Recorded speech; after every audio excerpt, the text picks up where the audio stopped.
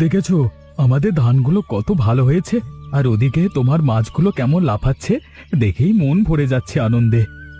ঠিক বলেছো গো, এবারে মনে হচ্ছে ভালো বিক্রি হবে আমাদের। মাছগুলো আর একটু বড় হয়ে গেলেই আমরা বাজারে নিয়ে যাব। আর তার সাথে ধানগুলো হয়ে যাবে। এই গ্রামে একমাত্র আমরাই যারা ধানের সাথে মাছও চাষ করি। গ্রামের লোক অবশ্য তার জন্য অনেক কথা বলে, কিন্তু তাদের কথায় কান দিলে কি আর আমাদের পেট চলবে? দেখো, লোকে তো নানান কথা বলবেই, কিন্তু তার জন্য তো আমরা আমাদের স্বপ্নটাকে ফেলে দিতে পারি না এইভাবে। আর তাছাড়া আমাদের ছোট মেয়ে গুড়িয়া আছে, ওর জন্য তো আমাদের বেঁচে থাকতেই হবে। আমরা মূর্খ বলে তো আর ওকে মূর্খ করে রাখতে পারবো না। সৎ পথে যদি ভালো করে দুটো পয়সা রোজগার করে মেয়েটাকে একটু পড়াশোনা শেখাতে পারি, তাহলে তো শুধু আমাদের মঙ্গল হবে না, এই গ্রামেরও মঙ্গল হবে। কিন্তু সেটা কে বুঝবে বলো? সবাই তো শুধু হিংসায় অন্ধ হয়ে গেছে আজকাল। ভালোবেসে মানুষের পাশে থাকতে। ভালো কথা, অনেকক্ষণ থেকে গুড়িয়াকে দেখছি না তো। তাই তো, আমিও তো দেখছি না। ওই দেখো, তোমার মেয়ে গাছের উপরে উঠে বসে আছে। এই দেখেছো, হয়েছে আমার গেছো মেয়ে, সারাক্ষণ শুধু গাছের ডালে উঠে বসে আছে, একটুও শান্তি নেই। কোথায় আর যাবে বলো? তোমার মেয়ে তো তোমার মতোই জেদি হবে। জেদ করেছিলাম বলেই তো একটু সাফল্যের মুখ দেখতে পাচ্ছি। ঠিক আছে, ওকে ওর মতো খেলতে দাও, আমরা আমাদের মতো কাজ করে নিই। তা বললে তো আর হবে না গো, সারাক্ষণ শুধু গাছের উপরে উঠে বসে থাকে, একটু আমার কথা শোনে না, খাওয়া দাওয়া করে না সময় মতো। এইভাবে কি শরীর থাকবে বলো? আমি তো বলে বলে আর পারি না। বিষয়টা তো আমিও লক্ষ্য করেছি। ঠিক আছে, আপাতত আমাদের কাজগুলো করে নিই, তারপর দেখব কিছু একটা ব্যবস্থা তো করতেই হবে। ছোট মানুষ হয়তো বড় হলে ঠিক হয়ে যাবে, কিন্তু তাই বলে চিন্তাটা তো আর যাচ্ছে না মাথার ভেতর থেকে একটুও।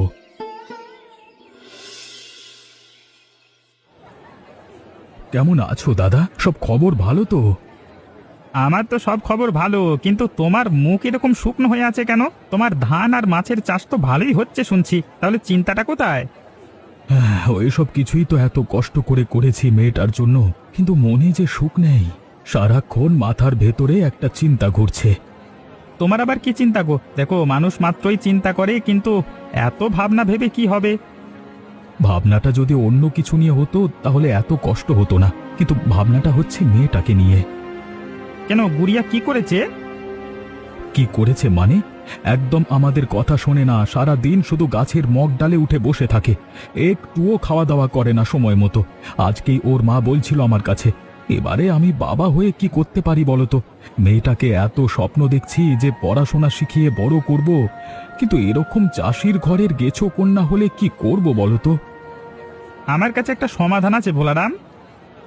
তোমার কাছে কি সমাধান আছে? এই মাংসটা মেয়েকে নিয়ে গিয়ে খাওয়াও রান্না করে, দেখবে সব ঠিক হয়ে যাবে। এই মাংসের স্বাদের লোভে মেয়ে তোমার গাছের উপর থেকে ঠিক নিচে নেমে আসবে। দেখো দাদা, আমি ধান আর মাছ চাষ করি বলে তোমরা হয়তো আমাকে খুব বড় লোক ভাবো, কিন্তু আমি তো এত বড় লোক নয় গো। আমি তোমার মাংসের দাম দেবো কোথা থেকে? আমার কি এত পয়সা আছে? আহা, তুমি কি আমার উপর ভরসা করো না ভোলারাম? আমি জানি, আরে গ্রামেও শহরের হাওয়া লেগেছে, আর গ্রামের মানুষ ধীরে ধীরে স্বার্থপর হয়ে যাচ্ছে, কিন্তু তাই বলে তো আর আমি স্বার্থপর হইনি। তাই বলে পয়সা দেব না? আচ্ছা, তুমি একটা কাজ করো, তুমি মাংস নিয়ে যাও, ঠিক আছে? পরে তোমার মাছ বড় হলে এর বদলে আমাকে মাছ দিয়ে দিও, মিটে যাবে ঝামেলা, ব্যাস। ঠিক আছে দাদা, ধন্যবাদ। আয় শয়তানি করে আমাকে আর জ্বালাস নি মা, নেমে আয়, নেমে আয় বলছি। তোর জন্য আমি আর তোর বাবা সারাক্ষণ চিন্তা করি, তুই কি একটুকু বুঝতে পারিস না মা? মা, আমার একদম নিচে নামতে ভালো লাগে না। কেন ভালো লাগে না? কেউ কি এরকম তোর মতো গাছের উপরে উঠে বসে থাকে বল? আমি নিচে নামলেই তোমরা শুধু নিজেরাও মাছ খাও আর আমাকেও মাছ খেতে বলো। আমার ওই মাছ খেতে একদম ভালো লাগে না। ওরে আমার পাগল মেয়ে, আমি জানি তোর মাছ খেতে ভালো লাগে না, আর সেই জন্যই তো আজকে আমি তোর জন্য মাংস রান্না করে এনেছি। দেখ দেখ। তুমি আমাকে মিথ্যে কথা বলছো না তো মা? মাংস কোথায় পেলে তুমি? আরে তোর করিম চাচা দিয়েছে তোর বাবাকে, তুই ভালোবাসিস সেই জন্যই তাকে ভালোবেসে খেতে দিয়েছে। এখন দেখ, তুই যদি নেমে না আসিস তাহলে কিন্তু মাংস ঠান্ডা হয়ে গেলে পরে আর খেতে ভালো লাগবে না, এই বলে দিচ্ছি। মা, আমি নামবো না। ওইখানে বাটি বাড়িয়ে দাও, আমি উপরে বসে বসেই খাবো। তারপরেও তুই জেদ ছাড়বি না? না, আমার কথা শুনবি না তো গুড়িয়া? আমি কি বলেছি তোমার কথা শুনবো না? আমি যেমন তোমার কথা শুনে মাংস খাচ্ছি, তেমন তুমি আমার কথা শুনে ওই গাছের উপর বাটি বাড়িয়ে দাও, তাহলেই তো হলো। ঠিক আছে, ঠিক আছে, তোর যা ইচ্ছা তাই কর, তুই ওখানেই বসে থাক। বাহ, আমি জানতাম মাছের থেকে মাংস খেতে ভালো। তোমরা মাংস আনো না, কিন্তু আমার খুব ভালো লেগেছে এটা খেয়ে। ওইদিকে ওরকম হাঁ করে কি দেখছিস তুই? মা, তুমি নিচে আছো বলে দেখতে পাচ্ছ না, কিন্তু আমি একটা জিনিস দেখতে পাচ্ছি। কি জিনিস দেখতে পাচ্ছিস তুই ওখান থেকে? গ্রামের 5-6 জন লোক কেন জানি না এত রাতে আলো নিয়ে ঘুরছে। কি পাগলের মতো কথা বলছিস তুই? তুই পাগল বলে গ্রামের সবাইকে পাগল ভাবছিস নাকি? হ্যাঁ, আচ্ছা তাহলে বল দেখি ওরা কোথায়, কোন দিকে যাচ্ছে? ওরা তো মনে হচ্ছে ওই করিম চাচার দোকানের দিকেই যাচ্ছে, কিন্তু কেন যাচ্ছে মা? আর এত চুপি চুপি বা কেন যাচ্ছে? যা হোক একটা হবে, তুই তাড়াতাড়ি নেমে আয়, নেমে আয়, বুঝলি তো? পরে ঘুমোতে যেতে হবে। কি হয়েছে কি? তোমরা বাজারের জায়গায় এরকম করে সকাল সকাল ভিড় জমিয়ে রেখেছো কেন? জেঠু, তুমি গ্রামের মাতব্বর মোড়ল মানুষ, তোমার জানা দরকার। কেন রে পটলা, কি হয়েছে কি? কাল রাতে তো আমাদের করিম কাকার দোকানে চুরি হয়ে গেছে খুব বড়। দোকানে যত মাংস থাকে সব মাংস কেউ লুকিয়ে নিয়ে চলে গেছে। কি বলছিস কি রে তুই? হ্যাঁ, কিন্তু এত বড় ঘটনা তো এ গ্রামে কোনোদিন ঘটেনি। এত বড় চুরি হলো কি করে? তার উপরে আবার মাংসের দোকানে মাংস চুরি। লোকটা তো ভালোই ছিল, ওর সাথে তো কোনো দিন কারোর শত্রুতা ছিল বলে আমি জানি না।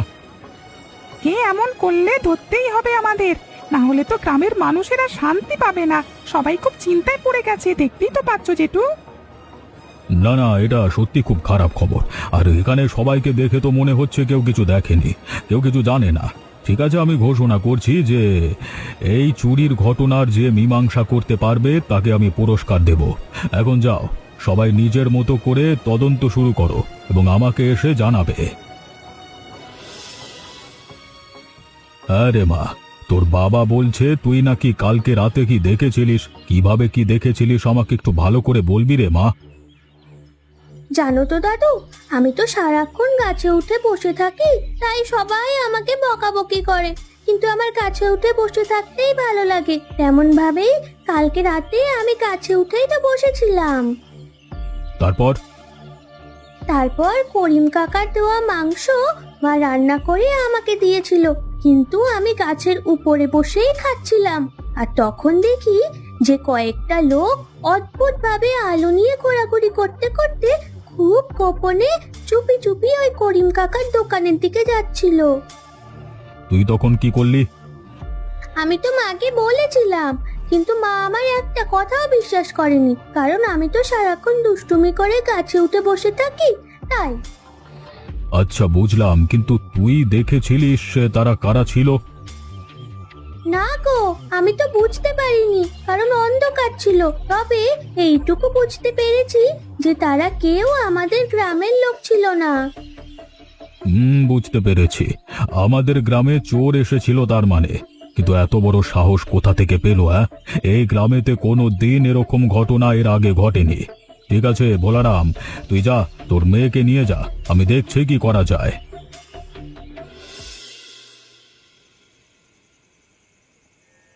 গুড়িয়া, একটা কথা বলবো তোকে মা। হ্যাঁ বলো কাকা, তোমার এত বড় ক্ষতি হয়ে গেল, আমার খুব খারাপ লাগছে গো। আজ হরিদাস দাদুর বাড়িতে গিয়ে সব কথা আমি বলে এসেছি, আমি যতটা জানতাম। কিন্তু চোর তো বাইরের লোক ছিল, আর যদি তার মুখই না আমরা দেখতে পাই, তাহলে আমরা ধরবো কি করে তাদের? সেটাই তো মনে হচ্ছে কাকা, কিন্তু তুমি কি কিছু ভাবছো? আমি একটা উপায় ভেবেছি। তুই তো এমনিতে গাছে উঠে বসে থাকতে পারিস, রাতে একটা দিন আমার জন্য গাছে উঠবি, আমার বড় উপকার হবে রে মা। আর তাছাড়া এই গ্রামের লোকেরাও বেঁচে যাবে তুই যদি এই কাজটা করিস। তুমি কিছু চিন্তা করো না কাকা, আমি তো দিন রাত সারাক্ষণ গাছের উপরেই কাটাতে পারি, আমি চাইলে সারা রাত বসে থাকতে পারি। তুই গাছের উপরে বসে বসে লক্ষ্য রাখবি। ওরা জানে না যে আমাদের গ্রামে একজন সারাক্ষণ গাছের উপরে বসে থাকে। ওরা আবার আজকে অন্য কারোর বাড়িতে চুরি করতে আসবে, তখন তুই আমাদের বলবি, আর আমরা সবাইকে নিয়ে গিয়ে ধরে ফেলবো চোরদের। আমরা সবাই গাছের নিচে লুকিয়ে থাকবো। হ্যাঁ, ঠিক আছে কাকা, তাহলে আমি এখনই চলে যাই। হ্যাঁ, তবে তুই কোনো চিন্তা করবি না, তোর কোনো বিপদ আমরা হতে দেব না। আমি ভয় পাচ্ছি না গো কাকা, তুমি আমাকে এত ভালোবেসে মাংস খাওয়ালে, আর তোমার দোকানে চুরি হলো, এটা আমারও খুব খারাপ লাগছে। ওই বদমাইশ চোরগুলোর উপর আমার খুব রাগ হচ্ছে। ওদেরকে যতক্ষণ না ধরতে পারছি ততক্ষণ আমার শান্তি নেই। যতক্ষণ না ওরা ধরা পড়বে ততক্ষণ আমি গাছের উপরেই বসে থাকবো, তুমি চিন্তা করো না। ঠিক আছে, ঠিক আছে, চল, আমরা লাঠি নিয়ে যাচ্ছি তোর পেছনে পেছনে।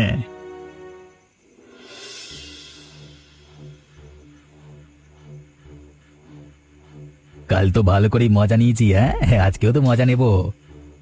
যা বলেছিস ভাই, এই গ্রামের বোকা লোকগুলো কিছুই বুঝতে পারেনি। হ্যাঁ, আর বুঝবে কি করে? সন্ধে হলেই তো সব ঘরে ঢুকে নাকে সর্ষের তেল দিয়ে ঘুমায়। ওদের ঘুম ভাঙতে ভাঙতে সকাল, ততক্ষণে আমরা আমাদের কাজ করে পালিয়ে যাবো না। কালকে মাংস চুরি করেছি, আজকে অন্য একটা পরিকল্পনা আছে। কি পরিকল্পনা ভাই? শুনিসনি, এই গ্রামে একটা চাষি আছে, বেটা আর বেশি পেছন পাকা, ধানের সাথে সাথে মাছ চাষ করে। তাহলে কি আজকে ওর মাছগুলো চুরি করা হবে? আবার নয় কেন, ওরা সন্ধে হলেই ঘরে ঢুকে ঘুমিয়ে পড়ে, সকালে উঠে কাজ করা শুরু করে। তাহলে আমরা আজকে ওর এই সুযোগে সব মাছগুলো চুরি করে নেব।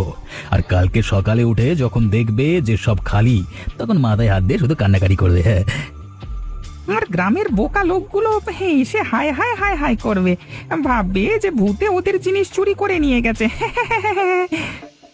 চল ভাই, বেশি চেঁচামেচি করিস নে, লোক জেগে যাবে। বাবা বাবা, ও করিম কাকা, দেখো দেখো, চলে এসেছে ওরা। করিম কাকা, এই দুটো লোকই কালকে তোমার দোকানে গিয়েছিল, আর আজ আমাদের মাছ চুরি করতে এসছে। ধরো ধরো ধরো, পালিয়ে যাবে এক্ষুনি, ধরো। তবে রে বেটা, এত সাহস! আমরা তাড়াতাড়ি গ্রামের লোক খাটাখাটনি করে ঘুমিয়ে পড়ি বলে তোরা সেই সুযোগে চুরি করিস। তোরা সবকিছু জেনেছিস আমাদের সম্বন্ধে, কিন্তু এটা জানতে পারিসনি যে আমার মেয়ে সারা রাত এই গাছের উপরে বসে সবকিছু দেখে। বাবু, চেলাও চেলাও, কে তোমরা? চেলাও। আমরা কে? আমরা হচ্ছি তোদের মৃত্যু। যেমন চুরি করেছিস তেমন মার খেয়ে মরবি আমাদের হাতে। না না না না, আমি ভুল করেছি, আমরা ভুল করে ফেলেছি, আমাকে ক্ষমা করে দাও। আমি তোমাদের পায়ে পড়ছি, আর কোনো দিন এরকম চুরি করতে আসবো না। ওগো যোগুকে বই মেরো না, বেচারা মরে যাবে। মরার জন্যই তো মার হচ্ছে তোদের। হ্যাঁ, আমি বলছি, যা বুদ্ধি সব আমি দিয়েছিলাম, আমি তোমাদের কাছে ক্ষমা চেয়ে নিচ্ছি। ক্ষমা চেয়ে কি হবে? আমাদের চিৎকার চেঁচামেচি শুনে সবাই ছুটে আসছে, এবারে তোদের পিঠ বাদাম হবে মার খেয়ে। আজকে তোদেরকে ধরবার জন্য সবাই আশেপাশে লুকিয়েছিল না ঘুমিয়ে। হ্যাঁ, তোরা বুঝতেও পারিসনি। তোরা কি ভেবেছিস তোরাই চালাক? তোদের থেকে বড় চালাক আর কেউ নেই। না গো না, বলছি তো বড় ভুল হয়ে গেছে, আমরা আর কোনোদিন এমন কাণ্ড করব না। চোরের মার কেমন হয় দেখেছিস কোনোদিন? যদি কোনোদিন দেখে থাকতিস তাহলে গরিব মানুষের ঘরে চুরি করবার কথা কোনোদিন ভাবতিস না। আজকে তোরা বুঝবি। তোদের এত বড় সাহস, আমার গ্রামে তোরা চুরি করতে এসেছিস? তোরা জানিস যে আমি গ্রামের শান্তি পছন্দ করি, কোনো রকম অনর্থ সহ্য করি না, আর তারপরেও তোরা আমার গ্রামের শান্ত সৎ মানুষগুলোর ক্ষতি করবার আগে একবারও ভাবলি না। আসলে আমরা দুজনে মিলে লোকের বসে পরিকল্পনা করে ফেলেছিলাম আর কি। দেখুন বাবু, আপনাদের হাতে মার কে বন্ধু যোগ্য কিরকম একটা হয়ে গেছে, আমার শরীরের হাড়গুলো ভাজা ভাজা হয়ে গেছে, আমাকে ক্ষমা করে দিন বাবু, আমাদের হাজর করছি। কেন চুরি করেছিস বল? যদি মনে হয় তোদেরকে ছাড়া উচিত তবেই ছাড়বো, আর না হলে জ্যান্ত পুঁতে ফেলবো এখানে। না বাবু, আমি আপনাদের নাম শুনেছি অনেক, খুব ভালো মানুষ আমি, আপনার মতো মোড়ল আর কোথাও নেই, আমাদের ক্ষমা করে দিন। আমরাও তো পেটের দায় চুরি করেছি, না হলে চুরি করতে কি কারো ভালো লাগে? আমরা কোথাও কাজ পাইনি, তাই ক্ষুধার লোভে একবার চুরি করেছিলাম, তারপর কেউ ধরতে পারিনি বলে লোভী হয়ে গেছিলাম, আর তাই এখন টাকার লোভে চুরিটাকে আমরা জীবিকা বাড়ি ফেলেছি। কিন্তু সেটা কত বড় ভুল করেছিলে সেটা বুঝতে পেরেছিস তোরা? হ্যাঁ বাবু, বুঝতে পেরেছি, আর সেই জন্যই তো বলছি এ লাইন ছেড়ে দেবো। যদি আমাদের এবারের মতো ক্ষমা করে দেন তাহলে ছেড়ে দেবো। তোরা চুরির টাকার মাংস কোথায় রেখেছিস? আমাদের বাড়িতেই লুকিয়ে রেখেছি বাবু। ঠিক আছে, এবারের মতো তোদেরকে ছেড়ে দেব, কিন্তু এতদিন পর্যন্ত যা চুরি করেছিস তোরা, যেখান থেকে হোক সেসব চুরির সব মাল ফেরত দিতে হবে কালকের মধ্যে। তারপর জিনিসপত্রগুলো দিয়ে তোরা এই অঞ্চল থেকে চলে যাবি। কোথায় যাবি আমার জানবার দরকার নেই। তারপর ভালো হয়ে ফিরে আসবি। আপাতত 5 বছর তোদেরকে এখানে আসবার কোনো অধিকার নেই। কেউ তোকে আশ্রয় দেবে না এখানে। হ্যাঁ, আমাদের তো বাবু তাহলে ভিক্ষে করে খেতে হবে। মরে যাওয়ার থেকে তোদের ভিক্ষে করে খাওয়া কি ভালো নয়? দেখতে পাচ্ছিস তো চারিদিকে লোকজন কিরকম রেগে আছে। ওদের হাতে ছেড়ে দিলে তোকে মারতে মারতে মেরে ফেলবে। তার থেকে ভালো ভিক্ষে করে খেয়ে নিজের চরিত্র ঠিক করা, তারপর ধীরে ধীরে লোকের কাছে কাজ করে নিজেদের বিশ্বাস অর্জন করে ফিরে আসবে। ঠিক আছে বাবু, ধন্যবাদ আমাদের ছেড়ে দেওয়ার জন্য। এই তোমরা ওদের ছেড়ে দাও, আর দেখবে যে যা বলছি তা যেন কালকের মধ্যে এরা করে ফেলে। যদি না করে তাহলে আমাকে বলবে। এখন যা, ভাগ ভাগ সালা। সবাই শোনো, এই কিছুক্ষণ আগে ওই দুটো চোর নাথু আর যজ্ঞু ওদের সব চুরির জিনিসপত্র আমার কাছে দিয়ে চলে গেছে। সেসব কিছু আমি এখন তোমাদের মধ্যে ভাগ করে দেব, কিন্তু তার আগে আমি কিছু কথা বলতে চাই তোমাদের জন্য। বাবু, আমরা শুনছি, আপনার জন্যই তো আমরা সুবিচার পেয়েছি। সত্যি আপনার মতো মোড়ল বাবু কোনো গ্রামেরই নেই। না না করিম, তোমরা ভুল ভাবছো। আমি নিজে কিছুই করিনি, আমি শুধুমাত্র বিচার করেছি। আর আমি সেই যে বলেছিলাম, গ্রামের মধ্যে কেউ যদি এই চোরকে খুঁজে আনতে পারে তাহলে তাকে পুরস্কার দেব। হ্যাঁ বাবু, আপনি বলেছিলেন। এই গ্রামে চোর ধরেছে ওই ছোট্ট মেয়েটা গুড়িয়া। আমরা হয়তো সবাই ওর উপরে রাগ করতাম, এবং ওর বাবা মা সারাক্ষণ চিন্তা করত যে ও সারাদিন গাছে উঠে বসে থাকে বলে। কিন্তু ওর এই গাছে উঠে বসে থাকার গুণটা আমাদের গ্রামের ভালো কাজে লেগেছে। বাবু, যেহেতু আমি আমার দোকানের সব চুরি যাওয়া মাল ফেরত পাচ্ছি এবং গ্রামেরও ভালো হচ্ছে, তাই আমি আমার তরফ থেকে ওই গুড়িয়ার জন্য সারা জীবন মাংস বিনামূল্যে দেব, যত ইচ্ছে খেতে চায় তত। বাহ বাহ বাহ বাহ বাহ, খুব ভালো কাজ করে। আর আমিও ওর বাবার ধান আর মাছের ব্যবসাকে গুছিয়ে দেব। ওরা গ্রামের সবার জন্য এত চিন্তা ভাবনা করছে, তাই ওদের ভালো হওয়াটা অবশ্যই দরকার। এবার তোমরা একে একে লাইন করে এসে তোমাদের হারানো জিনিস এখান থেকে নিয়ে যাও। এই তোমরা সবাই লাইন করে এসো বাবুর কাছে। দাঁড়াও, সবাই সবাই, কেউ তাড়াহুড়ো করবে না, বাবু সবাইকে দেবেন। এই তো। ভাই, আর তো পাচ্ছি না, বড় ভুল করে ফেললাম লোভ করে। দুদিনের বেশি কেটে গেল, কিছু খেতে পাইনি, জঙ্গলের রাস্তায় ঘুরে বেড়াচ্ছি। এমন জানলে সৎভাবে গ্রামের মানুষের কাছে কাজ চেয়ে নিয়ে খেতে খেতাম। এখন তো আমাদের কেউ কাজ দেবে না, কারণ সবাই জেনে গেছে আমাদের কথা। আর সেই জন্য তো মার খাবার ভয়ে এই জঙ্গলে জঙ্গলে পালিয়ে বেড়াচ্ছি। আর ভালো লাগছে না ভাই। আমার খুব কষ্ট হচ্ছে, যদি একটু জল পাওয়া যেত খুব ভালো হতো। উফ, গলা শুকিয়ে কাঠ হয়ে গেছে। জমিদার বাবু বলেছিলেন যে ভালো হয়ে ফিরতে। কিন্তু কেউ যদি আমাদের কাজ না দেয় তাহলে ভালো হব কি করে? দেখ, আমাদের হাল ছাড়লে চলবে না। আমরা যদি হাল ছেড়ে দিই তাহলে হয়তো এই জঙ্গলের ভেতরেই মরে পড়ে থাকবো। নিজেরা যেমন খারাপ কাজ করেছি, তেমন নিজেদেরকে বদলাতে হবে আমাদেরই দায়িত্ব নিয়ে। তাই যে করি হোক এই জঙ্গল ছেড়ে আমাদের অন্য লোকালয়ে গিয়ে, যে করে হোক মানুষের হাতে পায়ে ধরে কাজ খুঁজে নিতে হবে। সে যে কাজই দিক সেই কাজ আমরা করব।